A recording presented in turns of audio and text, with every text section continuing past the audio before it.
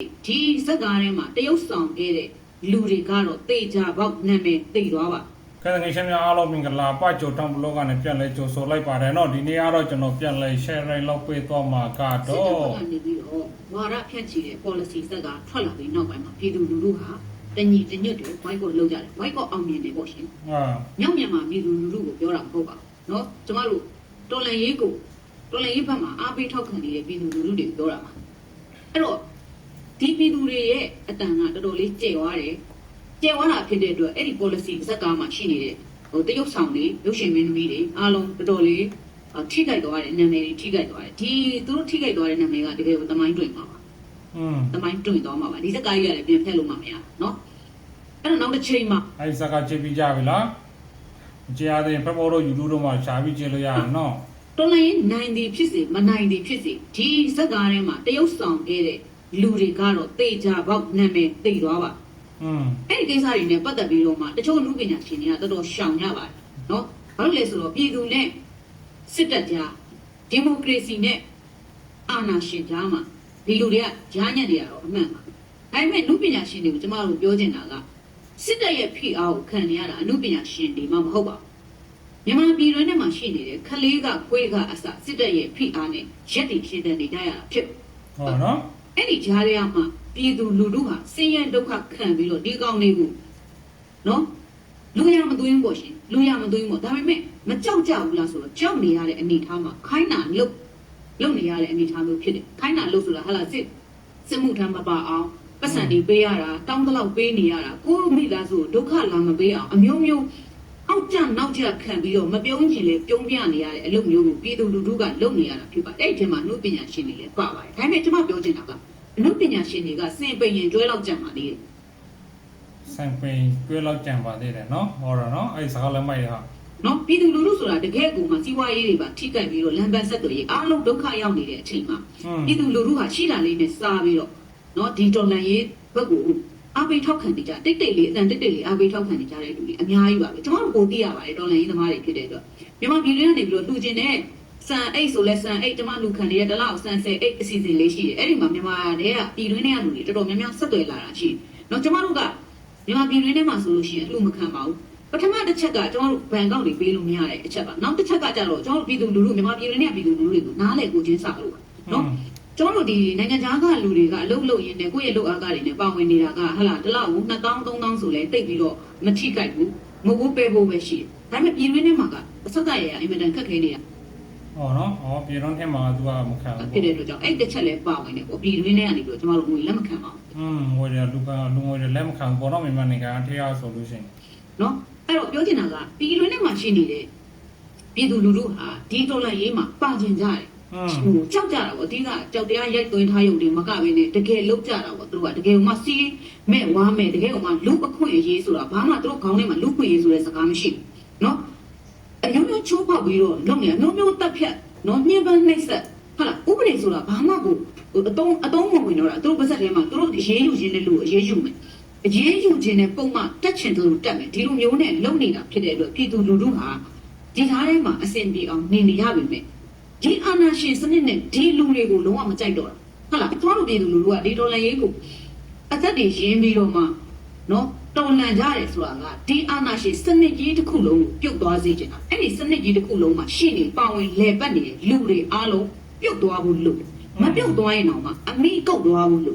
့တော်လန်ရေးဆိုတာကျွန်တော်တို့နိုင်ခြင်းလဲနိုင်ပြီနော်အဲ့ဆိုကျွန်တော်တို့တိုင်းပြည်ထဲမှာအမျိုးမျိုးကွဲပြားနေကြတဲ့ဟာတွေလည်းရှိတယ်တကယ်တမ်းတော့လွယ်လွယ်လေးပဲကျွန်တော်တို့ပြည်သူလူထုအားလုံးညီရင်ဒုက္ခတွေအားလုံးအတူတူခံစားရင်ဒုက္ခဆိုတာတကယ်ဒုက္ခကိုဆိုတာနော်ငြိမ်ကုတ်ပေးနေရတဲ့အနေထားကတော့ဒုက္ခတော့ဒုက္ခပဲဒါပေမဲ့တကယ်တော်လန်ရေးဒုက္ခတော့မဟုတ်ဘူးတော်လန်ရေးဒုက္ခဆိုတာစစ်ပေးရှောင်တွေတိုင်းဟိုလုံရောက်နေမြေထဲမှာဘယ်လိုနေထိုင်နေရတယ်ဘယ်လိုတွေစားတောက်နေရတယ်ဒီလိုမျိုးဒုက္ခတွေပေါ့နောက်ပြီးတော့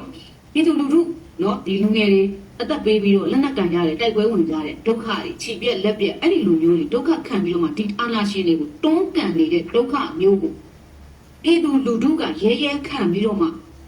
အန်တုပြီးတော့မှဒီထဲကနေအကောင်းဆုံးရက်နေရှင်တယ်ပြီးနေမယ်ဆိုတဲ့စိတ်နဲ့သွားမယ်ဆိုလို့ရှိရင်ကျွန်တော်တို့ဒီဒေါ်လာရေးကနိုင်မှာပဲဖြစ်တယ်ဒါပေမဲ့အဲ့တော့ပြည်သူလူထုဆိုတာကလည်းအမျိုးမျိုးဟာကိုတယောက်လည်းဒုက္ခရောက်တာမဟုတ်ဘူးကိုမိသားစုအတွက်လည်းငဲ့နေရတာဖြစ်တဲ့အတွက်ပြည်တွင်းထဲကပြည်မကြီးထဲမှာရှိနေတဲ့လူတွေကိုနားလည်ပေးနိုင်တယ် ဒါပေမဲ့အဲ့ဒီအနုပညာရှင်ဆိုတဲ့လူတွေကစေပရင်ကျွဲလောက်ကြံသေးတာဖြစ်တဲ့အတွက် မိုင်တော့အဲ့စကားဘလုံးမိုင်နော်စံပိန်တော့လို့ရှိရင်ကျွေးလောက်ကြံသေးတယ်နော် ဒီကောင်တွေရဲ့လက်ထဲမှာဆက်ပြီးတော့ဒီအနုပညာရှင်တွေအလုပ်ကိုလုပ်မယ်ဆိုလို့ရှိရင်တော့ဘလို့မှအဆင်ပြေမှာမဟုတ်ဟုတ်လားတနက်ချိန်ထားတာပဲအနုပညာရှင်တွေနော်အဲ့တော့ဒီအနုပညာရှင်တွေကိုစစ်တပ်ကလည်းအသုံးပြုတယ်ဟုတ်လားတက်ခိုင်ဆိုတဲ့အမျိုးသမီးကလည်းသူ့ရဲ့ပါတီမှာအနုပညာရှင်တွေကိုဆွဲထည့်တာဆိုတော့မြန်မာပြည်ရဲ့အနုပညာလောကကြီးကလုံးဝကိုစကားပေါက်ယိုစေးပိတ်ပြီးတော့မှ ပြီးတော့လုံးပါတယ်လေအခုဆိုလို့ရှိရင်ဟောပြန်လို့မရတော့ဘူးပေါ့နော်ပိတ်ထုတ်လိုက်ပြီလို့ပြောပါတယ် ပြတ်သက်စုပ်ပြတ်တက်နေတဲ့အနေအထားမျိုးဖြစ်ပါအဲ့တော့ဒီအနုပညာလောကကြီးကိုရှင်တို့ဝါသနာကြောက်ပါဆိုတဲ့တခုတည်းသောစင်ကြင်နဲ့ဖုံးလို့မရတော့နော်ရှင်တို့ဘလို့ပဲဝါသနာကြောက်ပဲလို့ဘလို့ပဲစာဝတ်နေရေးအတွက်ပဲလို့ဒီအနုပညာရှင်အနုပညာဆိုတဲ့အရာနဲ့ပြည်သူလူထုရှည်ကပဲရှင်တို့အားပေးထောက်ခံမှုကိုယူရတာဖြစ်တဲ့အတွက်ရှင်တို့ရဲ့အနုပညာတွေကသွေးစွန်းနေတယ်ဆိုလို့ရှိရင်တော့ဒါပြည်သူကကြိုးစိုးလက်ခံမှာမဟုတ်ဘူးနော်အဲ့တော့ဒီသားထဲမှာလည်းမြန်မာပြည်တွင်းထဲမှာပွဲတွေမျိုးစုံလုပ်နေကြတယ်ဒါစစ်ကောင်စီကနေပြီးတမင်ကိုဖန်တီးလုပ်ပေးထားတဲ့ပွဲတွေဆိုတာလည်းတည်တာတယ်ဒီပွဲတွေမှာပါဝင်နေတဲ့အနုပညာရှင်တွေအားလုံးဒီလေဒီတော်လိုင်းရေးကာလအလုံးမှာအားလုံးကစည်ရင်းမှတ်ခံရမယ်အနုပညာရှင်တွေပဲဖြစ်ပါအဲ့အကြောင်းမို့လို့ဒီဖိအားတွေကြားရကနေဘလို့ရှောင်ထွက်ရမလဲဒီအနုပညာလောကကြီးကိုကိုယ်တိုင်ကဟလာတကယ်မှအစစ်တမ်းမြင့်တဲ့အနုပညာရှင်လောကကြီးဖြစ်ချင်တယ်ဆိုလို့ရှိရင်တော့ရှင်တို့ကိုယ်တိုင်ပဲရွေးချယ်ရမှာဖြစ်ပါနော်အဲ့တော့ဒီကောင်လေးရဲ့လက်ထဲမှာရှင်တို့မနေတာလို့နော်မငင်းနိုင်လို့ဆိုတော့အကြောင်းပြချက်နဲ့ရှင်တို့ဆက်ပြီးတော့ရှင်တန်နေမယ်ဆို ဟောနော်အခုဒီစကားရေးတာတွေထဲမှာအဲ့လိုမျိုးတရားဝင်ထုတ်စာတွေနဲ့လုံးဝဆန်းခေါ်တာပေါ့နော် လို့ရှိရင်တော့ရှင်တို့ရဲ့နာမည်တွေကလည်းမြောင်းပုတ်ထဲမှာပဲရှိပါတယ်လို့ပြောချင်ပါအဲ့တော့ဒီကြောင်မျိုးမင်းတင်ထားတဲ့လူပညာရှင်တွေကိုဆက်သွယ်လို့မရတဲ့လူပညာရှင်တွေရှိတယ်တကယ်လို့ဆက်သွယ်လို့မရဘူးဆိုလို့ရှိရင်တော့ထောင်နှန်းဆန်ရမယ်ဆိုတဲ့ပုံစံမျိုးဖမ်းခိုင်းနေတာဖြစ်ပါတယ်စစ်တပ်ကိုဖမ်းခိုင်းနေတာပါသူဖမ်းခိုင်းတဲ့အထဲမှာဖွေးပါတယ်အခုဆိုလို့ရှိရင်ဖွေးကိုဖမ်းဖွေးရတော့ပါသွားပြီပေါ့နော်ဒီကသူအဲ့နှစ်ယောက်ပေါ့သူပြောထားတာဖွေးပါတယ်အလင်းအောင်ပါတယ်ကျန်တဲ့အနုပညာရှင်ဘလာဘလာတွေစာနဲ့ရေးထားတာလည်းရှိပါသေးတယ်နော်အဲ့တော့စစ်တပ်ခိုင်းတာလို့စစ်တပ်ခိုင်းတာမလုပ်လို့ကတော့နင်တို့ထောင်နှန်းဆန်ရမယ်ဆိုပြီးတော့ပြောနေပြီးတော့မှတစ်ဖက်မှာနော်အဲ့တော့ဒီရွေးကောက်ပွဲကတိုင်းပြည်အတွက်တကယ်အဖြစ်ဖြစ်လာမဖြစ်လာဆိုတာရှင်တို့အသိဆုံးပါပဲတကယ်ဒီမိုကရေစီဟုတ်မဟုတ်ဆိုတာရှင်တို့အသိဆုံးပါပဲဘယ်မှာလဲရှင်တို့ရဲ့ဒီမိုကရေစီဟမ်ဟုတ်လားလူပညာရှင်တွေကိုခေါ်ပြီးတော့မှရှင်တို့ဖိအားပေးပြီးတော့မင်းတို့ဒါတွေမလုပ်ရင်တော့ထောင်ထဲထည့်ရမယ်ထောင်ထဲဟောနော်အဲ့လိုမျိုးတော့တော့ဝင်ရမယ်ဆိုတဲ့ပုံအဲ့စကားမြဲလို့ရှိရင်တခါတည်းထောင်ထဲထောင်ထဲဆိုင်ရဟောအဲ့လိုမျိုးပေါ့တော့မျိုးနဲ့လုပ်နေတဲ့ဟာကိုရှင်တို့တွေရဲ့တမိုင်းရှင်တို့တွေရဲ့ရာဇဝင်တွေဒီမှာနေအဆုံးသတ်ပြီလို့ပြောချင်တယ်နောက်တစ်ခုကရှင်တို့ပြည်တွင်းထဲမှာနေနေတာရှင်တို့ကိုရှင်တို့လုံခြုံအောင်ခတ်ထားပါ